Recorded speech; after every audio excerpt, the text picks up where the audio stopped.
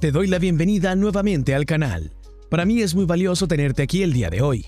Pablo Escobar era el carismático gerente general del grupo y su primo Gustavo Gaviria Rivero era el jefe ejecutivo y cerebro de la pandilla.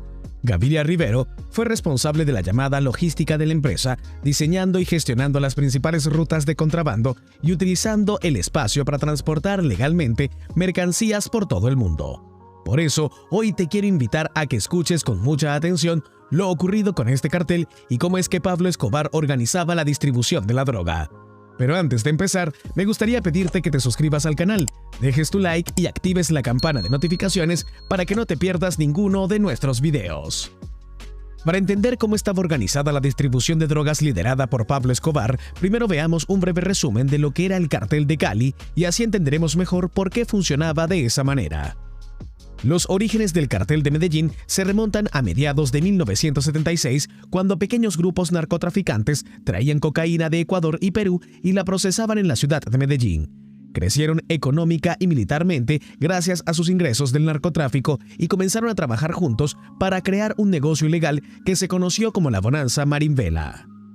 Y es así como el Cartel de Medellín, una organización criminal colombiana especializada en tráfico de cocaína, terrorismo y otras actividades, fue uno de los principales actores en el peligroso conflicto armado de Colombia entre 1980 y 1993. Se inició una lucha sangrienta contra el gobierno y sus instituciones.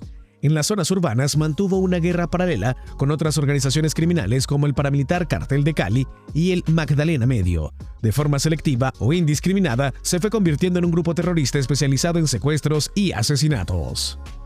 Escobar, que se había iniciado como ladrón de coches y que luego había sido un traficante y secuestrador de poca monta, vio la oportunidad de alimentar el hábito del consumo de cocaína de los Estados Unidos. Para hacerlo, contrabandeaba pasta base de coca a Colombia. La refinaba y la pegaba a mulas para que le hicieran ingresar a los Estados Unidos dentro de su equipaje o tragando condones rellenos de cocaína. Escobar enviaba una gran parte de la cocaína por el Caribe, trabajando en forma conjunta con Carlos Ledger y Jorge Gould, quienes organizaban vuelos hacia el sur de la Florida vía las Bahamas. En 1979, Ledger se separó de Young y tomó el control de Cayo Norman, una pequeña isla en las Bahamas utilizada como base, donde los aviones aterrizaban a plena luz del día en una pista de 3.300 pies de largo, repletos de cocaína proveniente de Colombia. La cocaína se transfería luego a aviones pequeños que podían volar sin ser detectados por los radares estadounidenses y aterrizaban en calles de tierra o arcenes en los Everglades de Florida. Su nombre se lo dio la Administración para el Control de Drogas de los Estados Unidos, DEA, por su principal centro de operaciones en Medellín. El nombre de cartel se sabe a la mencionada jerarquía de organizaciones criminales en las que los narcotraficantes planean compartir recursos, como rutas de transporte de cocaína y coordinar acciones conjuntas contra sus enemigos, pero operaban centros de producción y centros de venta por separado. Recuerda que si te está gustando el video, puedes suscribirte, dejar tu like y darle a la campana de notificaciones para disfrutar de nuestro increíble contenido. A principios de la década de 1980, la cocaína se producía en los densos bosques de provincias como Caquetá y Meta en campamentos como Tranquilandia y se transportaba desde senderos secretos a puntos de embarque en otras partes de Colombia. Desde allí, la llevaban en una avioneta que sobrevolaba la costa de lugares como las Islas de las Bahamas, que la pandilla usaba como punto de partida para sus envíos de cocaína a Estados Unidos. Nueva York era una de las ciudades en las que se entregaba dicha mercancía. Una práctica de contrabando tan descarada no podía durar mucho tiempo sin ser descubierta. En 1982, el gobierno de las Bahamas expulsó a los traficantes del Cayo Norman. Las Fuerzas Antinarcóticos del Sur de la Florida, grupo formado por agentes de la DEA, la aduana, el FBI y otras agencias gubernamentales, junto con las fuerzas militares, lograron interrumpir súbitamente la ruta Colombia-Bahamas-Florida. Sin embargo, Gaviria Rivero reinició las actividades con tan solo cambiar la ruta de suministro de Medellín. Enviaba cargamentos marítimos legales donde reemplazaba los aislantes de refrigerantes y los interiores de televisores provenientes de Panamá por cocaína. Además, los narcotraficantes mezclaban esta droga altamente soluble en la pulpa de frutos provenientes de Guatemala, en el cacao de Ecuador, en el vino chileno y en pescado deshidratado de Perú. Incluso empapaban jeans con ella. Al llegar a los Estados Unidos, la droga se extraía utilizando sustancias químicas.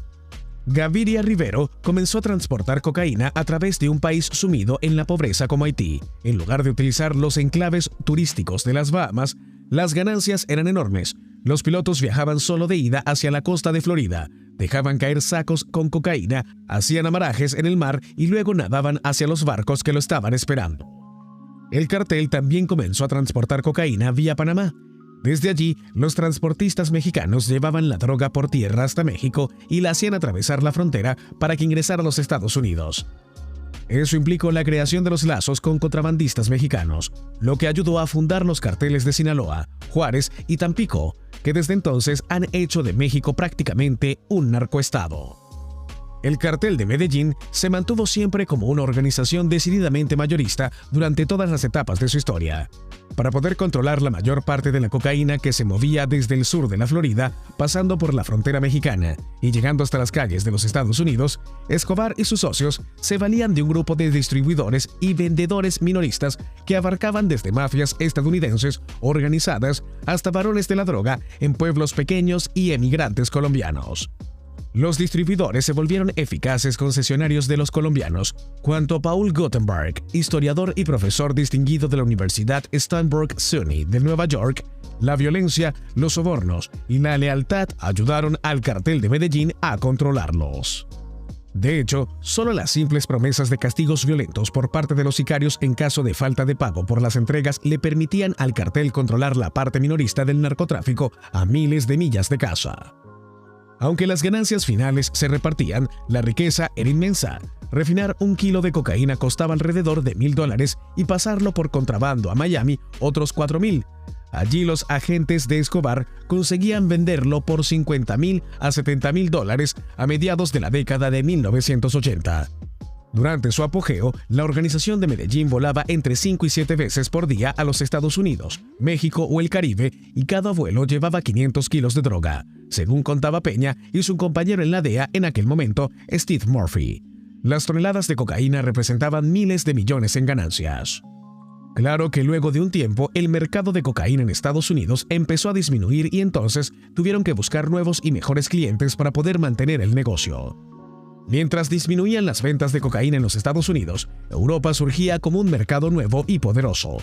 Los carteles traficaban a través de España, previo paso por el oeste de África. Estas operaciones tuvieron repercusiones desastrosas para la región europea. Para terminar, quiero decirte que hasta finales de la década de 1970, la cocaína ingresada a los Estados Unidos, principalmente en pequeñas cantidades, se cargaba en maletas, en vuelos comerciales y se transportaba en pequeñas embarcaciones y barcos pesqueros. Pero a medida que la cocaína se convirtió en la droga más vendida de la era disco y la droga más poderosa de Wall Street en la década de 1980, se necesitaba más y más cocaína para satisfacer la demanda aparentemente insaciable. Muy bien, esto sería todo por el video de hoy. Si te gustó, no olvides dejar tu like y suscribirte para ver más contenido. Me despido y nos vemos en un próximo video.